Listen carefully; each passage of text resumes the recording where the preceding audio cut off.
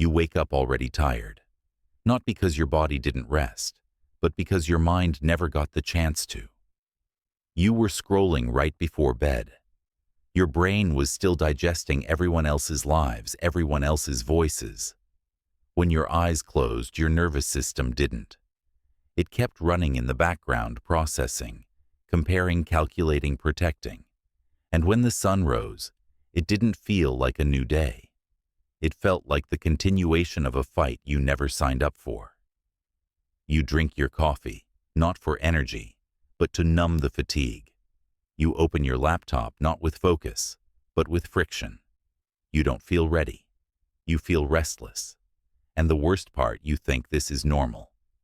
Because it is. But normal isn't natural. And natural isn't sustainable. We live in a world that glorifies the grind, but ignores the ground. That teaches you to optimize your calendar, but not your capacity. That tells you to keep going, even when your soul is clearly asking you to stop. You're praised for productivity. You're rewarded for responsiveness. You're applauded for pushing through. But what about being rooted? What about being restored? What about being real? Carl Jung said, "Modern man does not see God because he does not look low enough." And that's what this is about. Not reaching higher, but sinking deeper, into the root cause of your chaos, into the unconscious patterns that keep recreating disorder, into the psychic clutter that no to-do list can fix. Because the truth is, you don't need another productivity hack. You need inner structure, not external systems, but internal order, a rhythm, a center, a home inside yourself.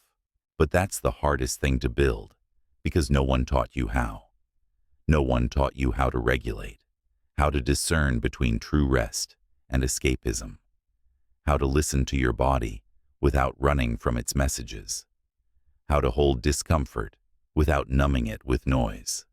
We were all handed the same formula: be efficient, be impressive, be busy.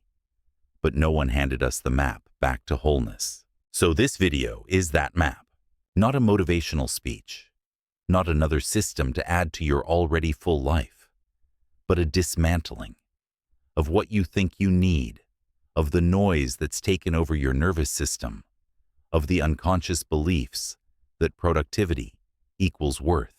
Because here's the thing, burnout isn't a signal that you're doing too much.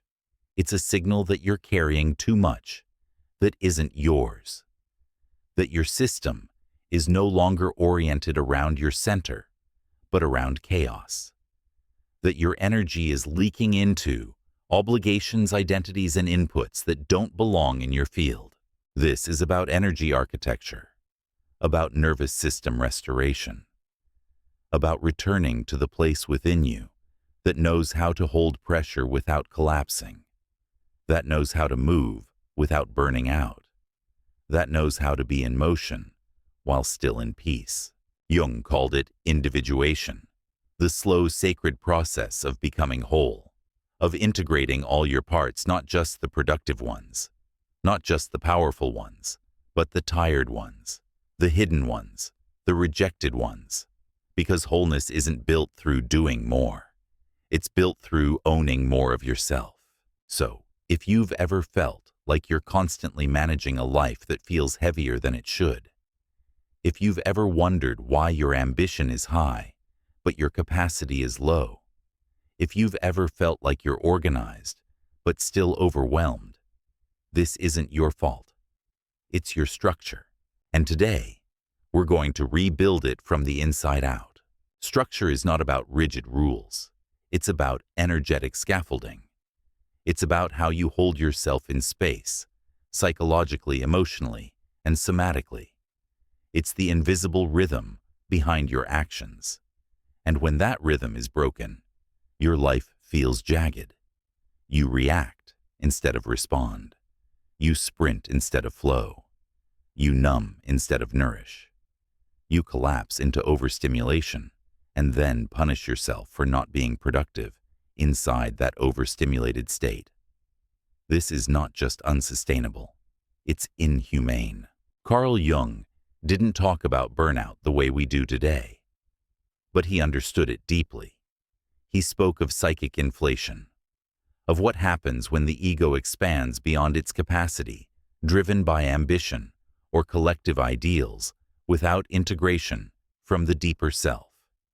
He said that when the ego tries to possess what belongs to the self, it eventually collapses. And that collapse, that's burnout. Not because you failed, but because you disconnected. Disconnection is the first sign. You stop hearing your own thoughts. You stop feeling your own body. You start speaking in borrowed language, repeating borrowed dreams. You start building a life that looks great on the outside, but empties you on the inside. And eventually, the body says no. In the form of fatigue, insomnia, anxiety, apathy, disorientation. You can't think clearly because you're no longer aligned with clarity. You're living out of sync. To rebuild that sync, you must first slow down. Not in speed, but in state. You must downshift your nervous system from survival into safety, because no clarity, no structure, no lasting order can arise inside a system that's bracing for threat. And most of us are, not from real danger, but from perceived danger, from the fear of not being enough, of falling behind, of losing status, of being judged. These fears keep our systems on edge, hypervigilant, wired. And then we wonder why we can't focus, why we can't follow through, why we feel scattered, even when our schedule is clean. It's not your calendar that's cluttered. It's your subconscious. Jung believed that healing happens through integration, bringing light into the shadow, bringing consciousness to the unconscious. So if your life feels chaotic, don't just fix the surface. Ask what pattern is driving this chaos. What am I unconsciously loyal to? What fear am I organizing my energy around? Often it's a childhood strategy. Maybe you learned that being busy kept you safe, that overachieving got you love, that having no needs made you acceptable. So now, even when no one is demanding anything from you, you demand it from yourself. You recreate the pressure not because you want to, but because it's familiar. And familiar feels safe, even if it's killing you. This is where the work begins, not with changing your routine, but with questioning your reflex. Why do I feel guilt when I rest? Why do I feel anxious when I unplug? Why do I keep saying yes when I'm at capacity? These are not logistical questions. They are spiritual ones, energetic ones, Jungian ones, because the part of you that's overcommitted is not the problem. It's the protector, a part that formed to help you survive a moment when you didn't feel safe to be slow. And the moment you see it, not shame it, not fight it, but see it, you begin to disidentify. You stop acting from it. You start relating to it. That's the first breath of freedom. And from that breath structure can begin, not imposed from the outside, but emerging from within, a structure that fits you, your rhythms, your energy cycles, your emotional tides. And to build it, you need one tool above all attention. Not scattered attention, not hypervigilant attention, but sacred attention. The kind that listens to your body, the kind that tracks your subtle needs, the kind that says, right now, I don't need to perform, I need to pause. Let's practice. Close your eyes. Take a breath, not a deep one, just a real one. Feel where your body is holding. Maybe your shoulders, your jaw, your chest. Don't change it, just notice it. This is presence. This is where real structure begins. Not in doing, but in being. Not in force, but in felt sense. And when you build from this place, everything shifts. Your to-do list becomes a living rhythm, not a whip. Your goals become invitations, not demands. Your habits become devotions, not disciplines. This is what Jung meant when he spoke of wholeness. Not perfection, not control, but the capacity to hold all of yourself in motion, in stillness, in chaos, in order. And that's where we're heading. Most people don't realize that the reason their systems feel chaotic isn't because they lack discipline. It's because they lack inner orientation. Imagine your psyche as a house.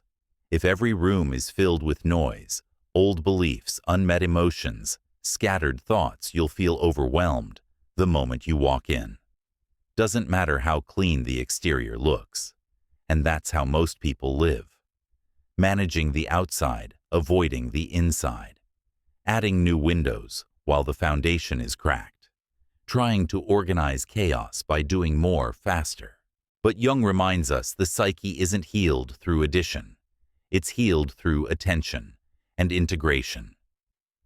Every behavior you can't change, every pattern that repeats every sabotage loop, it's not random. It's a message. And until you listen, it will escalate. The resistance you feel, it's not an enemy. It's a guide. And if you listen with presence instead of pushing with force, you'll begin to notice something remarkable.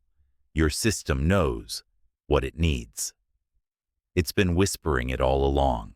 That whisper might say, I need less input. It might say, I need more silence. It might say, I need to stop pretending I'm okay. But we've been conditioned to override that whisper, to favor logic over felt sense, to trust strategy over sensation, to treat exhaustion like a badge and stillness like a sin. So now, even when your body says rest, your mind replies weak. Even when your heart says slow, your culture replies hustle. The inner work begins with rebellion, a sacred rebellion, against the idea that your worth is in your output, against the belief that your energy exists to serve your calendar, against the myth that burnout is a necessary side effect of success. You are not a machine. You are a rhythm. And rhythm needs recovery. It needs emptiness between beats, silence between sounds, darkness between days. Carl Jung understood this. His entire framework of individuation rests on cycles, expansion and contraction, emergence and withdrawal, expression and integration. If you're always pushing forward, always chasing progress, you're skipping the phase where wisdom lands, where lessons digest, where energy recalibrates. Let's talk about energy. Most people think energy is something you get from food or sleep or coffee. And yes, those matter. But the deeper source of energy is alignment. When your inner world is congruent, when your thoughts, emotions, values, and actions are in sync, you unlock energy. Not because you're doing more, but because you're leaking less. Leaky energy is the root of burnout. When you're constantly saying yes when you mean no, when you're performing instead of feeling, when you're consuming instead of creating, when you're faking wholeness instead of healing. So, what do? We begin the restoration process, not with more effort, but with more honesty. Start by asking, where am I out of sync?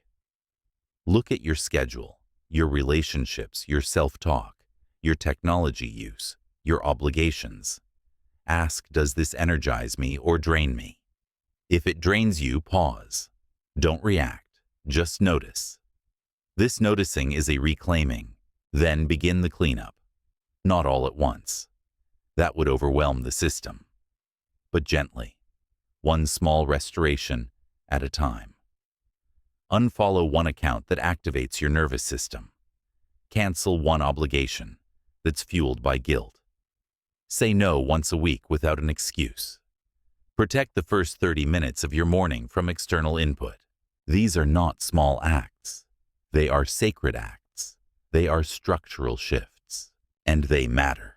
Because every time you protect your energy, you reinforce your structure. You build an inner architecture that can actually hold your life without collapsing, without needing adrenaline, without needing to crash every few weeks to reset. This is nervous system sovereignty. And from that sovereignty, clarity rises, not from thinking harder, but from feeling safer. Clarity is not something you force. It's something that emerges, like mist clearing from a window, like a lake settling after a storm. But if the wind never stops, the water never stills. And most people live in perpetual wind, always moving, always rushing, always consuming. They confuse momentum with meaning, activity with aliveness. But deep down, they're tired, not just physically, but psychically. They've lost their inner pulse. Carl Jung said, "Your visions will become clear only when you can look into your own heart. Who looks outside dreams, who looks inside awakens."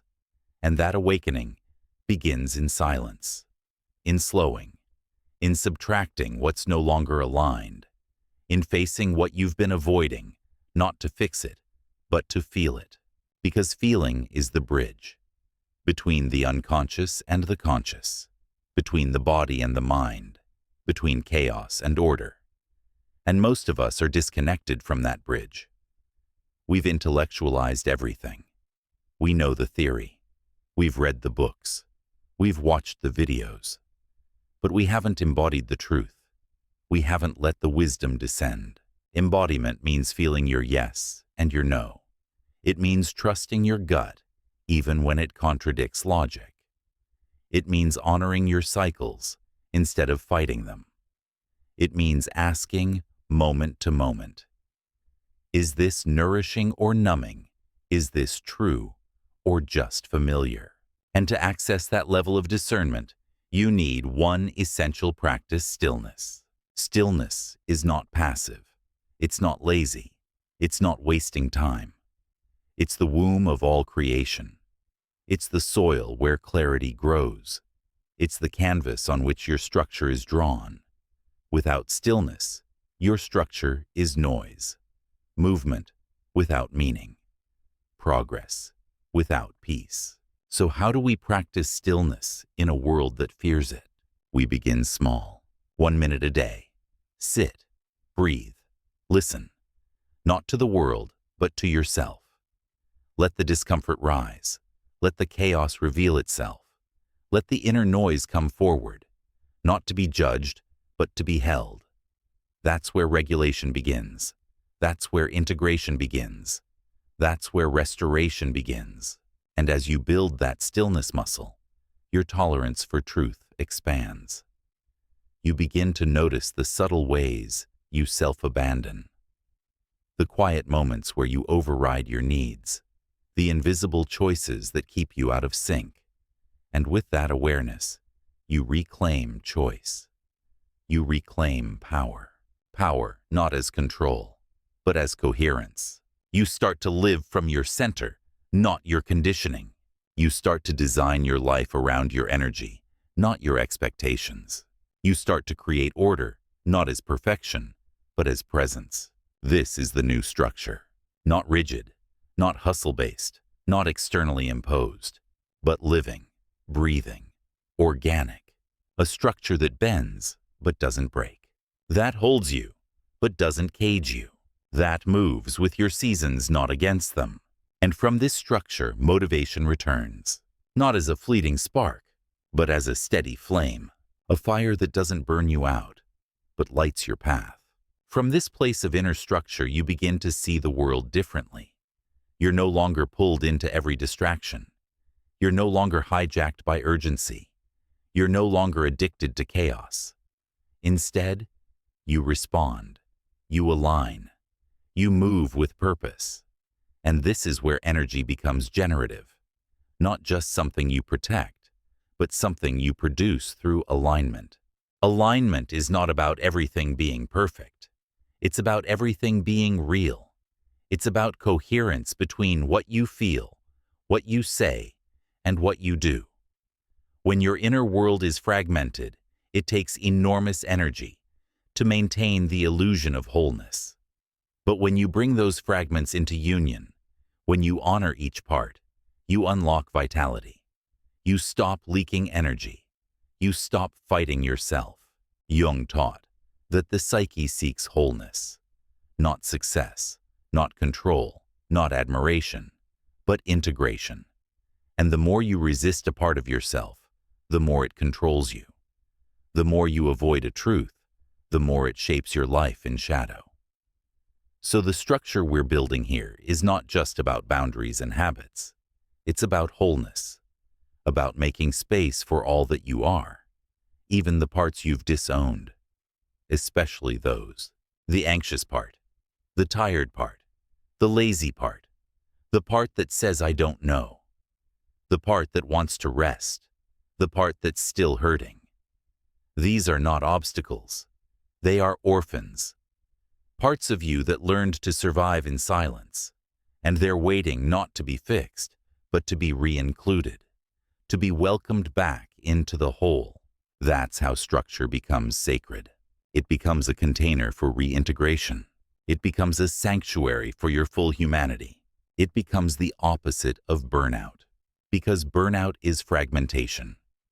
It's what happens when you try to live from one part while exiling the rest. When your inner critic is the only voice you hear. When your achiever runs the show. When your fear gets dressed up as discipline. So let's return to rhythm, to breath, to presence. Let's bring our awareness down from the mind into the body, into the gut, into the feet, into the earth. Let's build structure from below, not above, from the ground of truth, from the roots of our being, from the stillness we've been avoiding. Because stillness is not the absence of progress. It's the birthplace of true movement. And in that movement, something new emerges. Not a frantic rush, not a desperate sprint, but a grounded flow. A current that carries you not because you're pushing, but because you're aligned. You're no longer operating from adrenaline, but from authenticity. From the self, not the shell. From the core, not the performance. Carl Jung would call this living from the self, the deeper center of your being, not the ego trying to prove, but the self that simply is, whole, present, rooted. And when you live from here, your life simplifies, not because it's easy, but because it's true. You no longer need to say yes to everything. You no longer feel guilty for resting. You no longer outsource your worth to your calendar, your email, your followers. You come home, to the body, to the breath, to the moment, to what is real right now. And from that place, your structure shifts. You begin to design your day differently, not as a checklist, but as a ritual. Not to squeeze more out of time, but to give more to presence. You start with stillness. Even 5 minutes. You breathe. You listen. You align. Then you ask, what matters most today? Not from fear, not from pressure, but from clarity, from the self. And that one question changes everything. It changes what you focus on, how you speak, what you choose, where your energy goes. And by the end of the day, even if you didn't do everything, you feel whole. Because you lived aligned. You moved from order, not obligation. From inner rhythm, not outer noise. And this is what the nervous system recognizes. Not volume, but coherence. Not speed, but safety. And the more you practice this, the more your system begins to trust you again. The inner alarms begin to quiet. The inner child begins to soften. The inner critic begins to rest. Because structure is safety, not rules, not rigidity, but the felt sense of I know where I begin and where I end. I know what's mine and what's not. I can hold myself when life gets loud. So when the next wave of chaos comes, and it will, you're not thrown off course. You bend, you breathe, you remember your rhythm, and you return. That's the work. Not perfection, but return, again and again. And that return becomes your structure, your spine, your song, your stillness in the storm. So now we begin the practice of integration. Not theory, not abstraction, but embodiment. The bridge between insight and change. Here's what you can start with today. First, create a morning boundary. Before checking your phone, give yourself 10 minutes of internal order. No external inputs, just presence.